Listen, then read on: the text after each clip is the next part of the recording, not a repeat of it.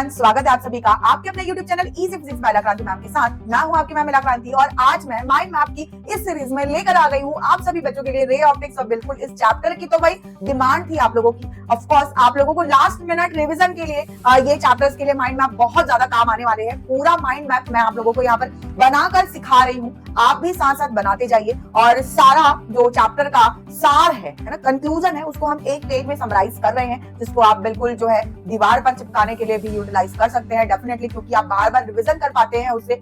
और इसके अलावा बाकी चैप्टर्स के माइंड मैप भी आप लोगों को ऊपर आई बटन में मिल जाएंगे, पूरी प्लेलिस्ट आप लोगों को मिल जाएगी। तो सारे चैप्टर्स के माइंड मैप जरूर देखो और साथ ही साथ ज्यादा से ज्यादा बच्चों को इन वीडियोस की लिंक जरूर शेयर करना। आज हम रे ऑप्टिक्स का जो है माइंड मैप बनाने वाले हैं। शुरू करते हैं रे ऑप्टिक्स का माइंड मैप।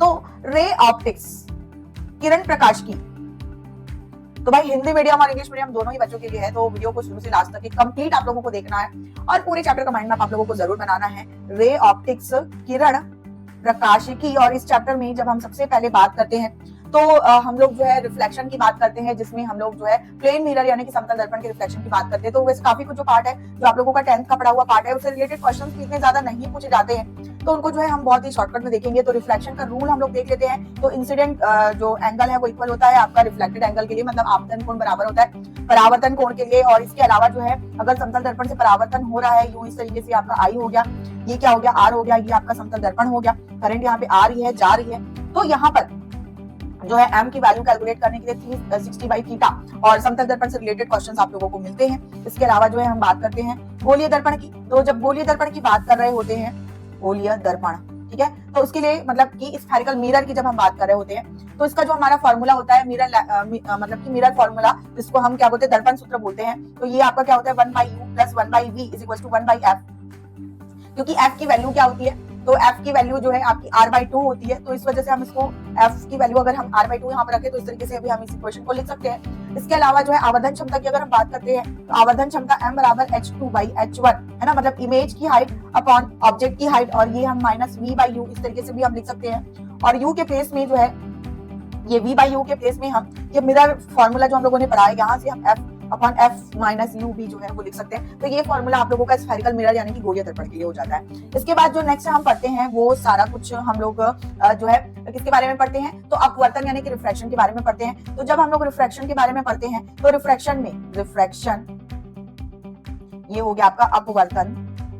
तो सबसे पहले यहाँ पर जो शुरुआत होती है वो स्नेल लॉ से होती है। तो स्नेल्स लॉ आपका क्या होता है, स्नेल्स लॉ = जहां पर हम क्या करते हैं रिफ्रैक्टिव इंडेक्स यानी कि अपवर्तनांक म्यू का फॉर्मूला हम देखते हैं, जो कि क्या होता है जो आई इंसिडेंट एंगल है उसका साइनसॉइडल फंक्शन और जो रिफ्लेक्टेड एंगल है उसका साइनसॉइडल फंक्शन का जो रेशियो होता है, मतलब कि आपतन कोण की जा और अपवर्तन कोण की जा, ये इस तरीके से sin i / sin r हम लिख सकते हैं।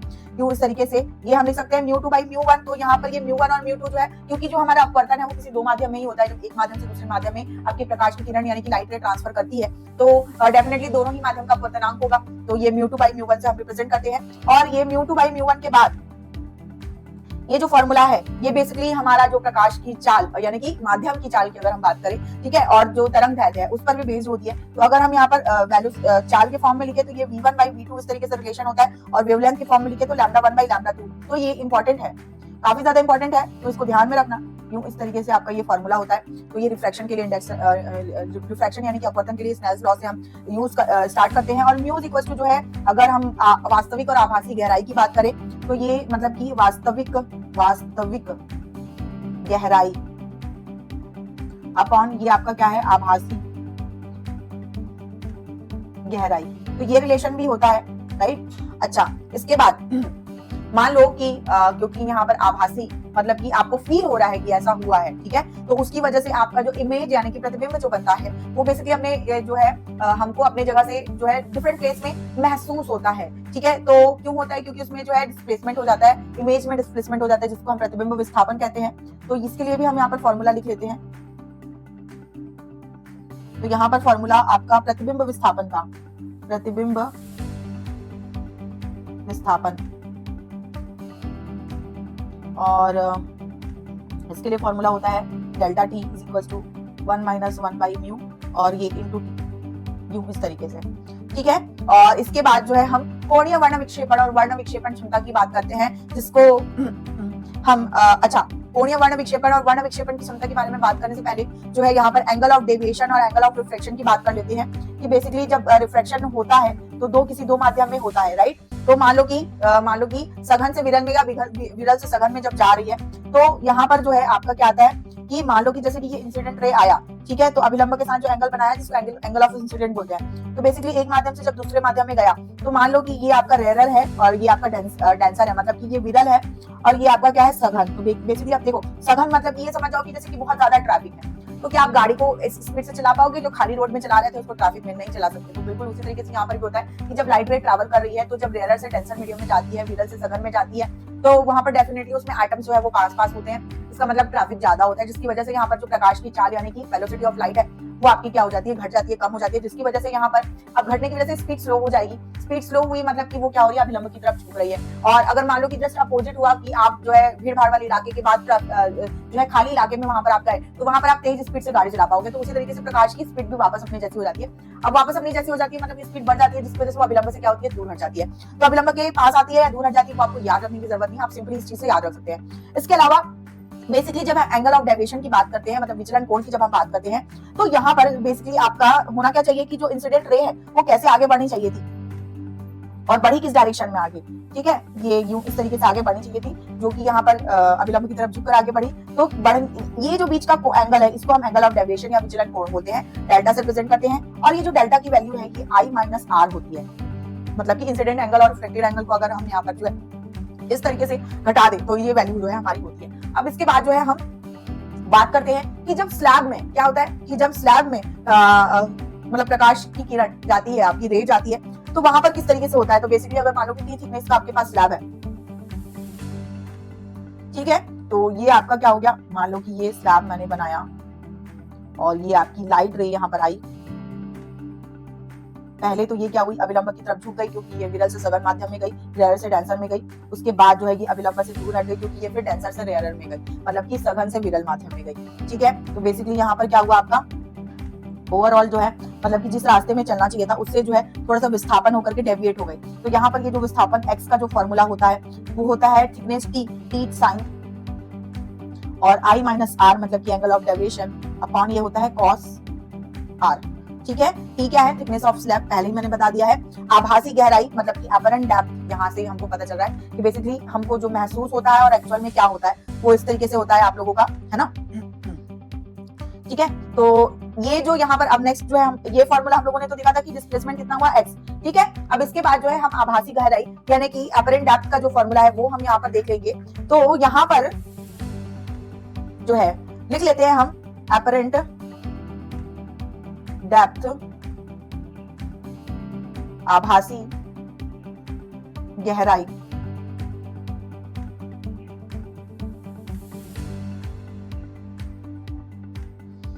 ठीक है, लिख लिया हमने।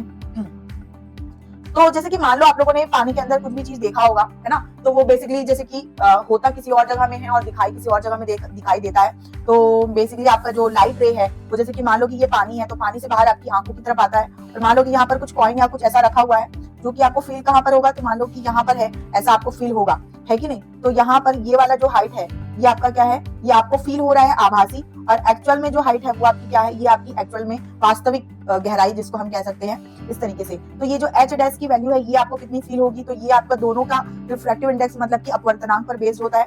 इस तरीके से ये इक्वेशन होता है, राइट। अब इसके अलावा जो है ये अपने प्लेस से कुछ हटी हुई दिख रही है, तो बेसिकली कितने डिस्टेंस हटी हुई दिखेगी, डेल्टा x की वैल्यू हम निकालेंगे। तो मान लो कि जैसे कि यूं इस तरीके से हम देख रहे हैं एक ये स्लैब अगर हम लोगों ने बना लिया, तो ये डायग्राम आपका कुछ इस तरीके से हो गया,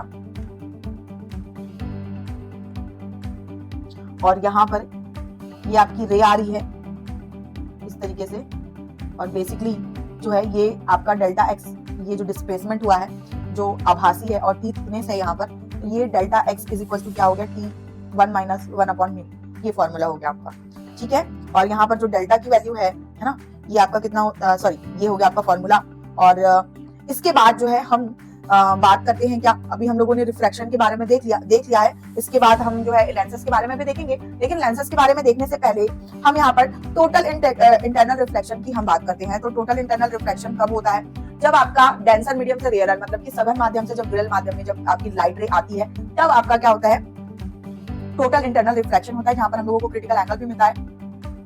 तो बेसिकली मान लो कि आपका जो नीचे वाला पार्ट है ये आपका सघन यानी कि डेंसर है और ये आपका सघन से विरल में आ रहा है, ठीक है, यू इस तरीके से। तो होता क्या है कि मान लो कि जैसे कि किसी कोण एंगल पर आया तो ये जो है रिफ्रैक्ट अभिलंब से मतलब कि थोड़ा सा क्या होगा कि दूर हट के इस तरीके से रिफ्रैक्ट होकर के जाएगा, है ना। और इसके बाद मान लो कि जैसे कि अगर इंसिडेंट एंगल को हम लोगों ने चेंज किया, यहाँ पर ये आपका इंसिडेंट एंगल है, इंसिडेंट एंगल को अगर हम लोगों ने चेंज किया तो ये क्या होगा कि अभिलंब के साथ 90 डिग्री बनाता हुआ यू इस तरीके से चला जाएगा, ठीक है। तो बेसिकली इस टाइम पीरियड पर ये जो एंगल थीटा सी होता है, जो इंसिडेंट एंगल होता है, इसको ही हम लोग क्रिटिकल एंगल बोलते हैं। मतलब कि जब आपकी रिफ्रैक्टेड रे जो है मतलब कि अपवर्तित किरण जो है अगर मान लो कि सतह से ही होकर के गुजर रही है, अभिलंब के साथ 90 डिग्री का कोण बना रही है, इस कंडीशन में जो आपतन कोण का जो एंगल है, कोण है, वो जो है क्रिटिकल एंगल थीटा सी यहाँ पर कहलाता है कि नहीं। मतलब रिफ्रैक्शन के बाद जो हमारा यहाँ पर अभिलंब है उसे वो क्या करिए 90 डिग्री का एंगल जो है वो बना करके जा रही है ना। और इसके बाद जैसे ही हम लोग क्या करते हैं नेक्स्ट आगे अगर हम यहाँ पर और जो है एंगल की वैल्यू को बढ़ाते हैं यूं इस तरीके से, तो क्या होगी, जिस माध्यम से आई थी उसी माध्यम में ये क्या होगी, लौट भी जाएगी। तो मान लो कि ये वाला एंगल I1 इसको ले लिया, ये वाला जो एंगल है इसको हम लोगों ने I2 ले लिया, तो ये जो I2 एंगल है वो आपके क्रिटिकल एंगल से बड़ा है। I2 एंगल क्या है, क्रिटिकल एंगल से बड़ा है। मतलब कि क्रिटिकल एंगल से जैसे ऊपर हम इंसिडेंट एंगल को बढ़ाते जाते हैं तो वहां पर जो है आपका ये जो यहाँ पर घटना जो हो रही है ये आपका टोटल इंटरनल रिफ्लेक्शन पूर्ण आंतरिक परावर्तन कहलाता है। टोटल इंटरनल रिफ्लेक्शन, है ना, पूर्ण आंतरिक परावर्तन। इसका जो एग्जाम्पल है वो क्या है, तो ऑप्टिकल फाइबर जो है वो इसका एग्जाम्पल है। और जो स्नेल्स लॉ का फॉर्मूला है, अगर हम यहाँ पर स्नेल लॉ का फॉर्मूला लिखे तो ये बेसिकली आपका क्या हो जाएगा, ये आपका हो जाएगा डेंसर के लिए मैं डी लिख रही हूँ म्यू डी, और ये साइन थीटा सी, क्योंकि हम लोगों का जो इंसिडेंट एंगल है वो डेंसर मीडियम नहीं है। और रेयरर मीडियम में क्रिटिकल एंगल के केस में कितना बन रहा है, तो ये आपका म्यू आर और ये 90 डिग्री एंगल बन रहा है जो आपका रिफ्लेक्टेड एंगल है ना। मतलब कि जो अपवर्तन कोण है वो आपका यहाँ पर, और ये आपका क्या हो गया आपका ये म्यू वन। मान लो कि इसको अगर हम म्यू वन के फॉर्म में लिख रहे हैं तो म्यू वन साइन आई, मतलब कि बेसिकली हम लोगों ने ये फॉर्मूला लिखा कहाँ से है, तो ये म्यू टू साइन आर, ये फॉर्मूला, ये रिलेशन जो स्नेल लॉ का होता है उसमें हम लोगों ने वैल्यू पुट करी है। तो यहाँ से आपका जो साइन थीटा सी है, साइन थीटा सी की जो वैल्यू है mu R upon mu D, ये फॉर्मूला हम लोगों को मिल रहा है। तो ये आपका कंक्लूजन हो गया, ठीक है। ये हम लोगों ने किसके लिए लिखा, तो बेसिकली इसके जो एग्जांपल है ऑप्टिकल फाइबर के अलावा जो डायमंड्स है, राइट, क्योंकि क्यों चमचमाते हैं डायमंड्स तो टोटल इंटरनल रिफ्लेक्शन की वजह से चमचमाते हैं। और जो इंद्रधनुष है वाटर ड्रॉपलेट्स में बेसिकली वहां पर रिफ्लेक्शन और आपका क्या होता है टोटल इंटरनल रिफ्लेक्शन, ये दो घटनाएं वहां पर जो है होती है, ठीक है। तो ये आपका हो गया क्या, तो ये आपका टोटल इंटरनल रिफ्लेक्शन यानी कि पूर्ण आंतरिक परावर्तन हो गया। अगर मान लो क्या हुआ, रिफ्रैक्शन थ्रू प्रिज्म, ठीक है, ये आपका प्रिज्म है और ये इंसिडेंट लाइट आई और इस तरीके से आपकी क्या हुई, रिफ्रैक्ट हुई, है ना। तो ये आई और ई, इमर्जेंट रे ई, है ना। और यहाँ पर जो आपका विचलन कोण है, बेसिकली जाना इस डायरेक्शन में चाहिए था, गया किस डायरेक्शन में, तो ये आपको जो है आपका विचलन कोण मतलब कि आपका क्या मिलता है, तो एंगल ऑफ डेविएशन आपका मिलता है जो कि आई प्लस ई माइनस ए आपका होता है, जिसको हम इस तरीके से भी लिख सकते हैं म्यू माइनस 1 इंटू ए डेल्टा बराबर, है ना, ये इस तरीके से। अब इसके बाद जो म्यू की वैल्यू है, म्यू का फॉर्मूला यहाँ पर प्रिज्म के लिए जो होता है वो क्या होता है, sine A plus delta M by 2 और साइन ए बाई 2 यू इस तरीके से, ठीक है। अब यहाँ पर आप लोगों को जो है एक कॉन्सेप्ट आता है कोणीय वर्ण विक्षेपण और वर्ण विक्षेपण क्षमता, जिसको हम क्या बोलते हैं, कोणीय वर्ण विक्षेपण को जो है एंगल ऑफ डिस्पर्सन हम इसको बोलते हैं, राइट। और एंगल ऑफ डिस्पर्सन जो है इसकी वैल्यू क्या होती है, तो basically angle of dispersion theta is equal to होता है delta V minus delta R. Angle of dispersion लिख लो, एंगल ऑफ डिस्पर्सन जिसको हम बोलते हैं कोणीय वर्ण विक्षेपण, ठीक है। ये मिलता कैसे है, कोणीय वर्ण विक्षेपण जैसे कि मान लो कि ये आपका प्रिज्म है और प्रिज्म में ये जो लाइट रे है, मान लो कि ये क्या हुई है, डेफिनेटली आपका वर्ण विक्षेपण यहाँ पर होता है, स्पेक्ट्रम लाइंस मिलती है। मान लो कि किसी भी दो लाइट के लिए, मान लो कि हम वायलेट के लिए और रेड के लिए यहाँ पर क्या करते हैं, इसको पीछे की तरफ इस तरीके से लेकर के जाते हैं, तो पीछे की तरफ ले जाने पर हम लोगों को यहाँ पर क्या मिलता है, एक एंगल मिलता है जिसको हम लोग कोणीय वर्ण विक्षेपण या एंगल ऑफ डेविएशन बोलते हैं, कोणीय वर्ण विक्षेपण, ठीक है। जब हम यहाँ पर वर्ण विक्षेपण क्षमता की बात करते हैं, मतलब कि डिस्पर्सिव पावर जिसको हम बोलते हैं, यहाँ पर लिख लेते हैं वर्ण विक्षेपण क्षमता, क्या कहते हैं इसको हम, तो डिस्पर्सिव पावर, ठीक है। इसको हम रिप्रेजेंट करते हैं ओमेगा से, तो थीटा अपॉन डेल्टा वाई, मतलब कि जो हम लोगों ने एंगल ऑफ डिस्पर्सन, कोणीय वर्णन विक्षेपण जो हम लोगों ने देखा थीटा, उसको अगर हम क्या करें, मतलब कि जो मिडिल लाइट स्पेक्ट्रम है उसके डेविएशन एंगल मतलब कि विचलन कोण से यहाँ पर डिवाइड कर दे, तो हम लोगों को यहाँ पर वर्ण विक्षेपण क्षमता है यानी कि डिस्पर्सन पावर हम लोगों को यहाँ पर मिलता है। और यहाँ पे ये value delta V minus delta R upon delta Y क्यों इस तरीके से, जो कि हम formula mu V minus mu R upon क्या लिख सकते हैं इसको, म्यू माइनस 1, क्योंकि इंटू ए दोनों में रहता है जो कि कैंसिल हो जाता है, तो इस तरीके से हम लोगों को ये फॉर्मूला जो है हम लिख सकते हैं। और यहाँ पर म्यू इज इक्वल टू हम लिख सकते हैं mu V plus mu R by 2, ये एक म्यू का फॉर्मूला भी हम यहाँ पर लिख सकते हैं। तो ये डिस्पर्सिव एंगल, डिस्पर्सिव पावर वर्ण विक्षेपण क्षमता का कांसेप्ट हो गया, इंपॉर्टेंट है, ये भी इंपॉर्टेंट है। अब इसके बाद जो है हम रिफ्लेक्शन की बात करेंगे स्फेरिकल सरफेस में। तो बेसिकली सबसे पहले हम स्फेरिकल सरफेस की बात करते हैं, तो हम वहां पर जो है स्फेरिकल जो सरफेस है वहां पर रिफ्लेक्शन की बात करते हैं, गोलीय पृष्ठ पर अपवर्तन जिसको हम कहते हैं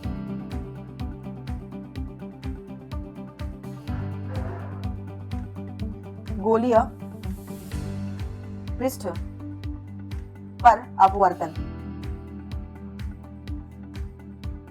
ठीक है, μ2 upon v minus μ1 upon u is equal to μ2 minus μ1 upon r। Most important formula है, इसका डेरिवेशन भी इंपॉर्टेंट होता है, बट इससे रिलेटेड क्वेश्चंस भी आते हैं और इस फॉर्मूला को आप बहुत ही मतलब कि अच्छे से याद रखना। और क्योंकि ये माइंड मैप इसीलिए आप लोगों को बहुत ज्यादा जरूरी है और ये माइंड मैप आप लोगों को बहुत ज्यादा काम आएगा, क्यों, क्योंकि मतलब कि सारे चैप्टर का आप लोगों को पूरा कॉन्सेप्ट एक ही पेज में यहाँ पर रिवाइज हो जा रहा है। मतलब कि मैं समझ पा रही हूँ, फील कर पा रही हूँ कि कितना ज्यादा इंपॉर्टेंट है ये माइंड मैप जो मैं आप लोगों के लिए लेकर के आ रही हूँ। एंड आई होप आप लोग इसको पूरा जरूर देखेंगे और अपने दोस्तों को भी शेयर करेंगे, राइट। तो यहाँ पर जो है लेंस मेकर फॉर्मूला नेक्स्ट हम पढ़ते हैं, lens maker formula, lens maker formula, ठीक है। बेसिकली जो गोलीय पृष्ठ पर अपवर्तन मतलब कि स्फेरिकल सरफेस पर जो रिफ्लेक्शन जो हम लोगों ने अभी फॉर्मूला देखा है, इस फॉर्मूला की हेल्प से ये फॉर्मूला जो है वो डिराइव होता है। और यहाँ पर हम लोगों को जो है f का फॉर्मूला मिलता है 1/f equals to mu minus 1 और ये 1 upon r1 minus 1 upon r2। और बेसिकली जब r1 और r2 की वैल्यू यहाँ पर न्यूमेरिकल्स में जब पुट करनी होती है तो बच्चों को ज्यादातर कंफ्यूजन होता है कि किसको माइनस रखे और किसको प्लस रखे। तो क्योंकि बेसिकली ये लेंस मेकर फॉर्मूला है, किसी लेंस के लिए है, तो आप देख सकते हैं लेंस में दो सरफेसेस है, एक लेफ्ट वाला सरफेस है, राइट वाला सरफेस। तो जो लेफ्ट वाला सरफेस है आपके वो जो है किसी गोले के इस पार्ट से बना हुआ है, तो बेसिकली इसका जो रेडियस वाला पार्ट है वो इधर होगा, इसको मान लो R1 कंसीडर करते हैं, राइट। और जो दूसरा वाला जो लेंस के जो दो सरफेसेस से बना है, तो दूसरे वाले सरफेस का जो रेडियस है आपका R2 वो इस तरीके से है। तो देखो सीधी सी बात है कि जो लेफ्ट साइड में है ना, क्योंकि आप लोग जब प्लस माइनस वगैरह जब देखते हैं तो लेफ्ट साइड वाला जो है आपको माइनस में लेना होता है और जो राइट साइड वाला होता है वो आपको प्लस में लेना होता है। तो इस बेसिस पर जो है हम यहाँ R1 R2, आप R1 R2 किसको मान रहे हो और वहां पर या फिर क्वेश्चन को ध्यान से अगर पढ़ोगे तो आप देख सकते हो कि वहां पर R1 R2 की वैल्यू किसके लिए दी होगी, तो उसके बेसिस पर जो है ये फॉर्मूला हम क्या कर सकते हैं, लिख सकते हैं, ठीक है। अब यहाँ पर जो है आवर्धन क्षमता का भी फॉर्मूला होता है इसके लिए, लेंस के लिए। तो लाइक ये जो फॉर्मूला, हाँ, इसके अलावा बेसिकली ये लेंस मेकर फॉर्मूला की एक डायग्राम ये भी होता है जिसमें यूं इस तरीके से ये आपका μ1 और ये आपका μ2 दूसरा सरफेस का, और ये मान लो कि आपका ऑब्जेक्ट है तो इमेज आपका यहाँ पर बनता है और ये आपका सेंटर पार्ट होता है ना। और इसके लिए आवर्धन क्षमता का जो फॉर्मूला है वो हो गया आपका μ1v अपॉन μ2u, इस तरीके से, ठीक है। ये कुछ फॉर्मूलाज मैंने बता दिए। ये सबसे ज्यादा important 1 upon f is equal to mu minus 1 1/r1 minus 1/r2, और माइनस किसको लेंगे प्लस किसको लेंगे मैंने समझा दिया है, तो ये हो गया, ठीक है। अब ये लेंस मेकर फॉर्मूला से ही हम लोगों को लेंस फॉर्मूला मिलता है, तो लेंस फॉर्मूला भी लिख लेते हैं यहाँ पर।